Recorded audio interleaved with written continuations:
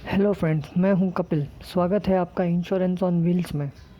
आज का हमारा टॉपिक है मोटर पॉलिसी लैप्स होने के इफ़ेक्ट क्या क्या हो सकते हैं। हमारा पहला पॉइंट है as per motor vehicle act.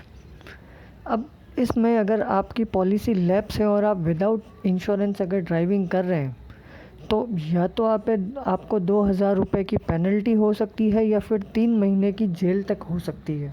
हमारा नेक्स्ट पॉइंट है लीगल लायबिलिटी कवरेज।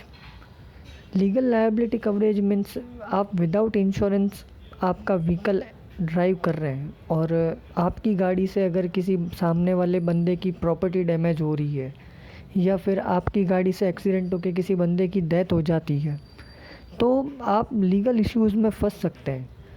जब पॉलिसी कंटिन्यू होती है तो इंश्योरेंस कंपनीज़ आपके बिहाफ पे सामने वाले का प्रॉपर्टी डैमेज भी पे करती है, सामने वाले का एक्सीडेंटल अगर डेथ हो जाता है तो वो भी कवर करता है। हाँ, ये हो सकता है कि जो सारा सेटलमेंट है वो कोर्ट के थ्रू हो सकता है। हमारा नेक्स्ट पॉइंट है नो क्लेम बोनस।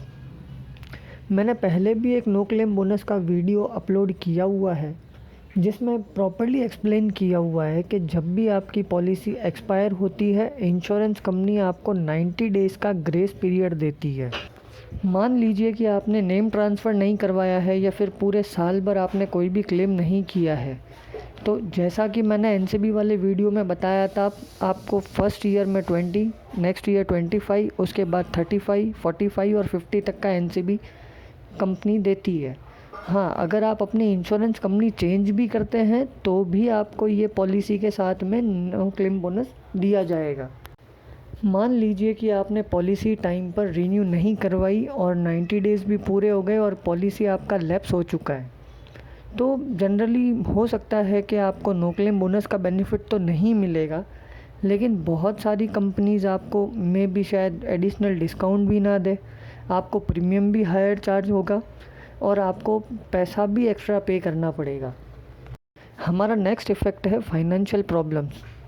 अब मान लीजिए कि आपकी पॉलिसी एक्सपायर हो गई है।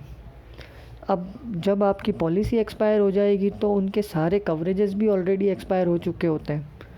अब मान लो कि जब पॉलिसी आपका कंटिन्यू होता है तो इंश्योरेंस कंपनीज़ आपको थेफ्ट के अगेंस्ट में बेनिफिट दे रही है, बहुत सारी नेचुरल क्लेमिटीज़ होती है बेनिफिट दे रही है, या फिर आपकी गाड़ी एक्सीडेंटल अगर डैमेज हो रही है तो आपको बेनिफिट मिल रहा है, या फिर आपने किसी थर्ड पार्टी लायबिलिटी के सामने अगर आप उनसे कवरेज इशू करवा रहे हैं तो आपको बेनिफिट मिल रहा है।